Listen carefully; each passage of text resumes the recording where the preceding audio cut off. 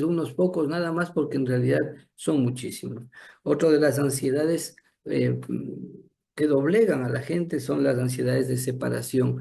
Cuando papá y mamá se distancian, cuando se separan, cuando se divorcian, cuando viajan a otra ciudad, cuando se pierde una relación, cuando muere o desaparece un familiar, son ansiedades que muy difícilmente se pueden superar. ¿Y cuáles son los síntomas físicos de la ansiedad?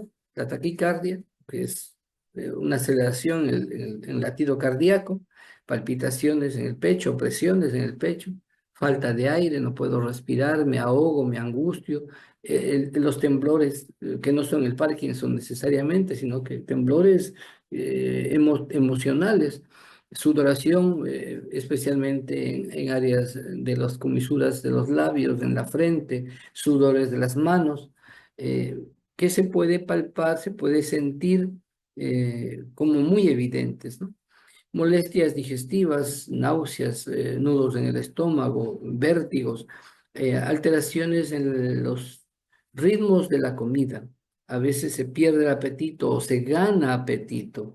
La tensión muscular, el cansancio, el agotamiento de la persona, el exceso de sueño o las alteraciones del sueño, que ya podrían estar en otro nivel mucho más grave, así como los trastornos de alimentación e incluso a las personas que tienen vida activa sexual, pues dificultades en las respuestas sexuales. ¿Qué, ¿Cuáles son los síntomas psicológicos?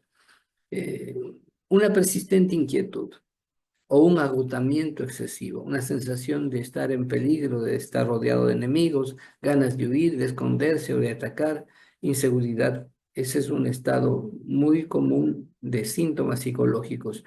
La sensación de que me siento raro, me siento extraño, estoy con incertidumbre, sospecho, tengo recelo, no puedo tomar una decisión, no sé si ir, si llegar, si regresar, si volver, o sea, en realidad todos esos son síntomas de las actitudes que toman las personas ante ciertos eventos, pero se convierte en grave cuando la persona se obsesiona por estas situaciones o entra en pánico por algunas de estas situaciones. Por ejemplo, una de las manifestaciones más notables y críticas es el temor a la muerte, el temor a la locura o al suicidio. ¿Y por qué hablo de esto? Porque eh, muchas veces en la vida de las personas nadie está libre y exento de que pueda tener una crisis, pero hay que aprender a manejar las crisis. ¿Y por qué hablamos de esto en psicopedagogía? Porque ustedes van a trabajar con personas y no solamente con niños o jóvenes a nivel escolar, van a trabajar con los representantes de esos niños, de esos jóvenes que no sabemos quiénes sean, que no sabemos qué tipo de estabilidad o de inestabilidad presenten.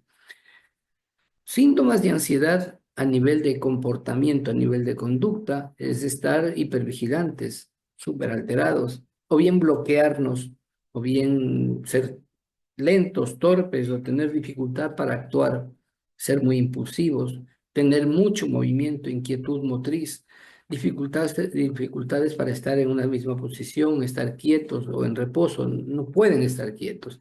Y muchos consideramos eso como un síntoma de hiperactividad. Es relativo. O sea, puede haber una hipervigilancia, pero no necesariamente como enfermedad de un trastorno de hiperactividad. Lo que sí, en estos aspectos de ansiedad, hay cambios en la expresión verbal, en la corporalidad, en la expresión corporal, porque se reproducen en posturas del cuerpo, en una visión extraña, en movimientos oculares, en movimientos de la boca, que marcan de alguna manera ciertas manifestaciones de lo que está ocurriendo en el interior del sujeto. Además de esto, pues hay expresiones faciales, cambio de voz, dudas, tensión en las manos, sonarse o moverse las manos de una manera indiferenciada. Todos esos causan estos cambios de comportamiento. En este tema también la ansiedad se puede presentar de manera intelectual o cognitiva, con dificultades de atención, concentración, memoria, en despiste, es decir, me perdí, no sé qué iba a hacer, algo venía a traer y me olvidé, preocupación excesiva, expectativas nefastas, negativas, piensa mal y te irá mal. así dice el dicho. Entonces, estas personas están rumiando ideas, es decir, están repitiendo, repitiendo, me va mal, entonces le va a ir mal, ¿no? Pensamientos distorsionados e inoportunos, crecen las dudas, hay celos, hay confusión, hay tendencia a desvalorizar las cosas de la vida, hay abuso de la protección o temor de que algo les pase, interpretaciones indescriptibles, inadecuadas de la realidad. Y por otro lado, también son muy frágiles, lloran por todo, nada les calza, todo les molesta y esos aspectos también afectan la vida de una persona. Como síntomas sociales, indudablemente, la violencia, la irritabilidad o el envolverse a sí mismo, interiorizar todo, no tener capacidad para conversar, para hablar. ¿A qué se refiere la verborrea? Verborrea, en cambio, es un continuo hablar sin sentido, sin coherencia en lo que se está diciendo. Contrario a esto están los bloqueos en la conversación o quedarse en blanco a la hora de preguntar o responder algo. Existen dificultades para opinar sus propios puntos de vista, para hablar por sí mismos lo que ellos deben hablar. Y recordemos, todas estas personas tienen síntomas que son básicamente nerviosismo, sensación de pánico, aumento del ritmo cardíaco, agitación, mucha hiperventilación, sudoración, temblores, debilidad o cansancio, problemas para concentrarse en cuestiones relativamente sencillas, problemas para conciliar el sueño, problemas gastrointestinales. Estas visiones, estas perspectivas que les damos, no quiere decir necesariamente que si usted alguna de ellas las tiene, quiere decir que tiene un trastorno de ansiedad. Todos la tenemos en cierta medida, pero generalmente vamos superando estas condiciones eh, y no quedan en nosotros más de unas horas, de un día, de 2 días. El problema es que si subsisten estos problemas de ansiedad, ahí sí debemos llamarlos trastornos, tal como lo dice el DSM-5. El DSM-5 genera códigos, estos son códigos específicos para ubicación de los distintos o de las distintas formas de trastornos. Em, Todas las personas estamos expuestas a un trastorno, jóvenes, adultos, ancianos, niños. Entonces, la perspectiva de la ansiedad puede ser variada en cada uno de ellos. Se dice que al menos un tercio de la población mundial se verá afectada a lo largo de la vida por un trastorno de ansiedad. Hay algunos que debemos recalcar, por ejemplo, la agorafobia, el temor de estar en un espacio abierto o exponerse ante el público. Los trastornos de ansiedad por enfermedades son muy comunes. Los trastornos de ansiedad generalizada con un malestar que persiste durante mucho tiempo sin saber cuál motivo le genera. Y a veces estos malestares de ansiedad generalizada se pueden ver afectados por estados depresivos.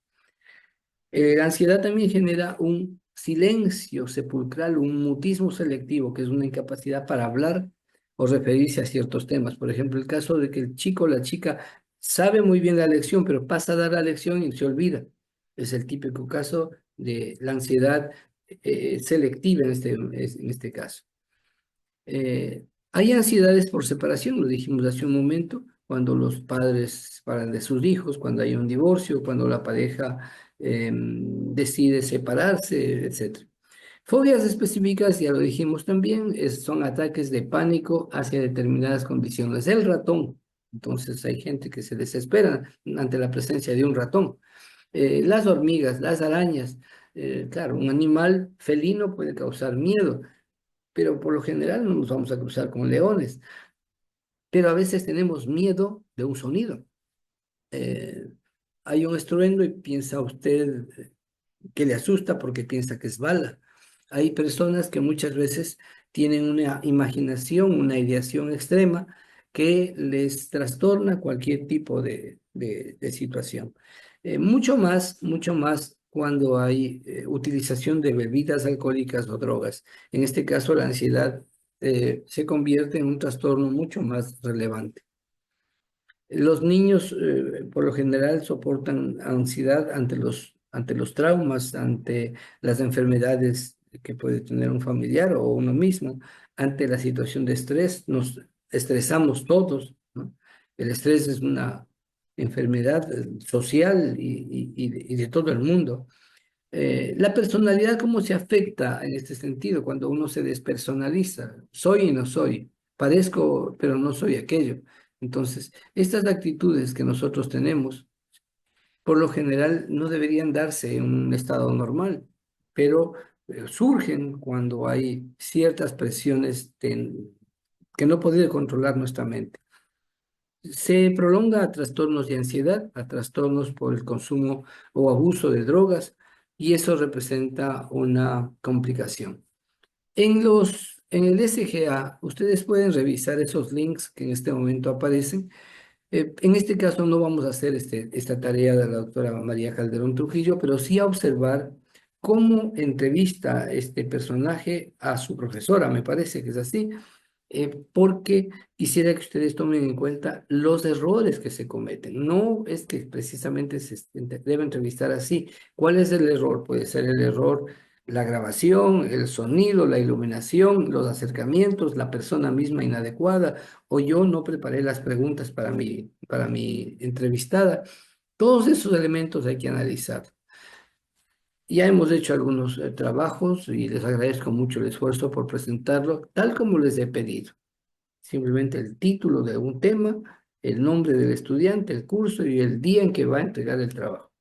Así lo haremos de manera permanente, de tal forma que a nadie le sorprenda, pues, eh, que usted, si entrega bien su trabajo, tiene una buena calificación, pero si no cumple la consigna, lamentablemente vamos a tener una dificultad para hacerlo.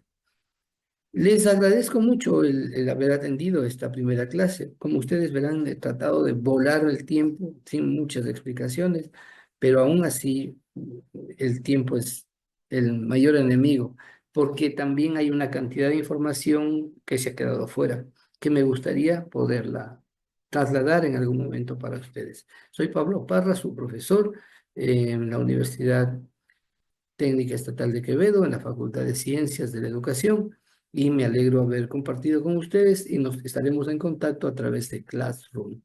Una ocasión especial de estar con ustedes. Muchísimas